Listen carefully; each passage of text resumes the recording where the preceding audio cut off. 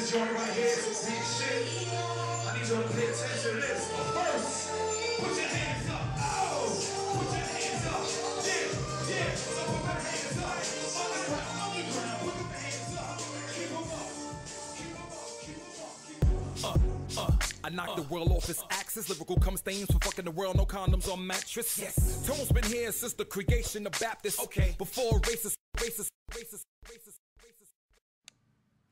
Juggalos and juggalettes, it's your big homie Big Ian coming at you with a live interview here with T.O.N.e-z. Yeah. T.O.N.e-z just got off stage here in Richmond, Virginia. First interview I've gotten to do here since Guar last June. What do you know about that? Now, T.O.N.e-z, it's been a while since we've done our last interview, and in the last year or so, since our last interview, you've released 3 albums. Yep. You've started work on a 4th. You've collaborated with the Cottonmouth Kings twice, and Boondocks. Got an Emmy nomination, sold over 100,000 copies of that Emmy-nominated single. Hell yeah. And so we've got a lot to cover here. Yep. So first thing I want to get into is your new album, High Voltage. Why are you calling it High Voltage, and what can your fans expect from this album, especially compared to your last release, The Limelight? Well, the cool thing is you don't compare it. There's no comparison to the other albums. This album is High Voltage because it's a lot more energy, and it's sort of like I'm turning the volume up on everything from the lyrics, the flow, the production, the artwork, the videos. It's all gonna be like turned up. Like when you think of High Voltage, you think of high energy and electricity and stuff, and that's basically how you're gonna feel when you hear it. Okay. What's the current plan for the release date and the distribution for this album? Right now the distribution is I'm looking more towards Atlantic Records to distribute it. My other album, Limelight, was distributed through Universal. I could have did it this time, but I just want, like I said, everything is changing, so I wanted to get a different distribution company. So Atlantic is probably gonna be where it goes. As far as the release date, I was kind of hoping September, but it looked like it's gonna be later than that because I'm just taking my time working on it.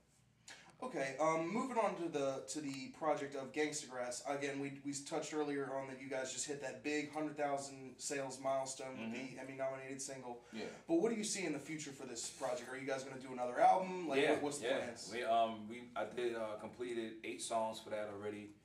The single's actually 130,000 right now for that for the theme song. But yeah, I got 8 songs done for that. It's gonna be like maybe like the other Gangstagrass album. It'll have like 2 or 3 other artists up there that's gonna do songs with it with Wrench, but it's basically gonna be me on 80% of the album. Okay. Another big thing that's happened since our last interview is that you've released volumes 2 and 3 in your Happy Land album series, which is a personal favorite of mine. Yeah. And you've released these albums for free download. They've gotten tens and thousands of downloads. Oh yeah. So I just kind of want to talk about, what makes these albums special? Why do you make them available to your fans for free? And how can people get a copy if they were interested in some? Well, I put them out for free for a few reasons. The number one reason is because, I don't know, it's all personal stuff. All of the Happy Land albums are all personal stuff, real life stuff. There's nothing fake on there. Everything's real, and I have to put them on for free because I use a ton of samples. And if I try to pay for sample clearance, I'd be broke for the rest of my life. But anyway, that's something I just want to give away. You know what I mean? Like, those aren't mixtapes. Those are full albums, but I kind of put them out like that. Another big thing that's been happening in the world of T.O.N.e-z is we've been seeing some really high-level collaborations.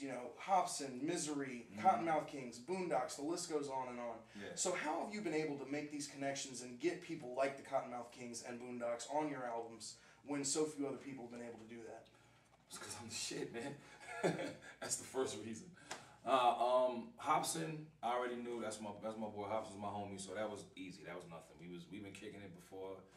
Like last year before last, I think, man, it was kicking. So that was easy. Misery, that's my brother. Known him for 16, 17 years. Boondocks came through my boy Adam Amsterdam. He lives in Kentucky. He plugged that in, and me and Boondocks kicked it. That was simple. He had to call up to the label, get permission. Shout outs to Billy Bill and Violent J and all of them for approving the collabo, the whole staff up there. And KMK, like, me and X are cool. Those are just real dudes. No red tape, no, it's nothing crazy. They more about the music. So I sent them the track. They jumped on it instantly. And I did 2 tracks with them. You know what I mean? The second one was on the Happy Land 3 with Dirtball. He jumped on there, did the beatbox. And that was just out of straight love. That's just real recognized, real. But me and X is real cool. So that's how that happened. Okay, another really interesting thing that I wanted to talk to you about, because you're one of so few people that has this perspective. You're one of a very small handful of artists that has been able to cultivate this a solid underground fan base and get a lot of mainstream love. And you've been one of so few people that have been able to do that, because the underground people that try, get called sellouts, get a lot of hate, and the people who do it in the underground, the mainstream people don't like them. So how have you been able to do that? Something that seems so difficult. I still get called a sellout by at least probably 4 people on Facebook. It's probably one dude with 4 different accounts, but I don't know. I think it's because there's nothing fake. Like, see, I think people try to do that. That's what it is. They go from the underground and then they try to do mainstream. Like, it's like they're trying to jump into different genres. That's just naturally me. When I got tossed into this wicked underground market, and actually the first website that showed me love was Killer Music or whatever, Killer Music, whatever. They showed me love first.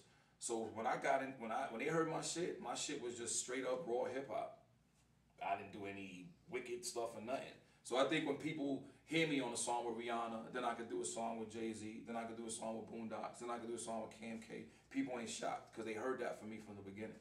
So I'm not trying to do it. You know what I mean? When you try to do it, like you buying all these big name collabos, like you're trying to cross over, that's when people start looking at it like, yo, what are you doing?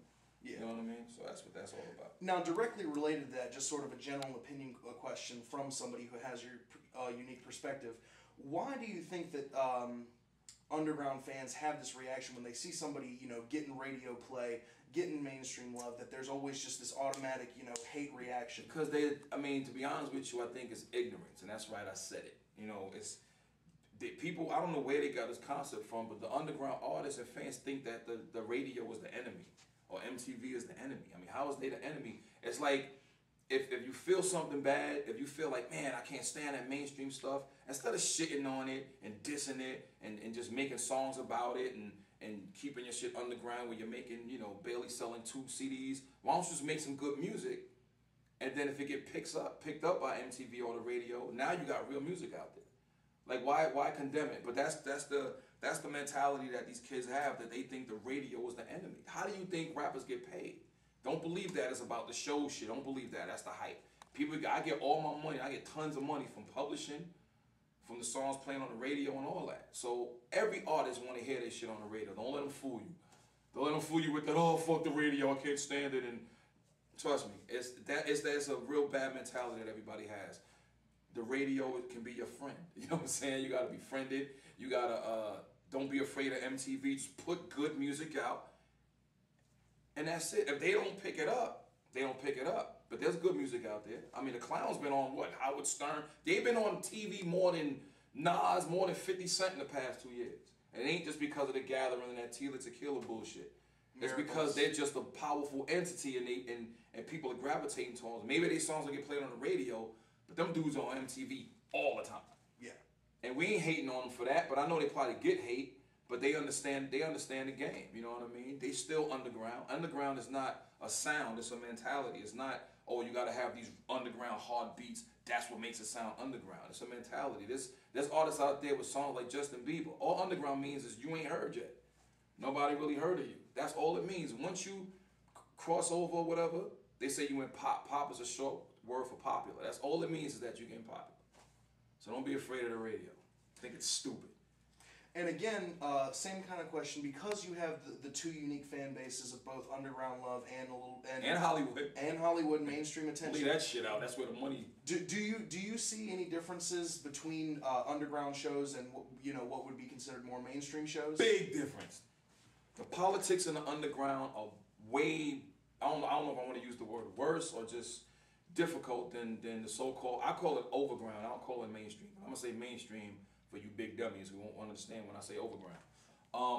It's a big difference, because in the underground, like, I ain't gonna lie, I've had shows recently where it was terrible turnouts. I'm dead ass. I got paid, but the turnouts were horrible. And I think it's because the three powerhouses in this market is Psychopathic, Sub-Noise, and Strange. If you don't have that Hatchet on your shit, or you ain't got that Strange music on your shit, or you ain't got the Sub-Noise shit on it, a lot of times, a lot of these talented people get swept under the rug. So you wind up playing in front of 50 of your friends every time you do a show in your same city at the same place every time one of them tours come through, you rushing to sell tickets and all of that stuff. So there's a big difference. When I do Gangstagrass shows or hip, you was there tonight. There was maybe 10 juggalos there. Everyone else were hip hop fans. So when I do the shows like that for those people that they come out in big amounts, you know what I mean? And don't get me wrong, I love the juggalos and all that, but they really come out more for the, they'll come out more for an ABK show than they would someone else's show that's not on the label. I ain't mad at it, but that's just a fact. When y'all don't want to admit it, then don't admit it, but that's a fact. So that's the difference. The underground shows, you got to be a part of that movement. Or you'll just, I'm not saying like look, Hobson, he plays in front of a lot of people. You know what I'm saying? So he's one of the exceptions. And I don't know who else in the underground can pull in 300 or 400 people at a show unless they have that hatchet man on it or something. So I guess he's an exception, but think about it. You go to all the shows and people watching and listening to this, they get all the shows. They know what it is. You playing in front of 30 people sometimes. So now just sort of a general information question. How do you get along with other rappers in the underground? I get along with them cool, so a lot of them have a problem with me due to what you just said. You get something popping, and a lot of them like hate on you. But I'm cool with. I'm not really tight with anybody except for like Stir Crazy, my man Hatred out in PA. I don't know, my boy Venomous. He's down with ABK. Illegal, Lil V.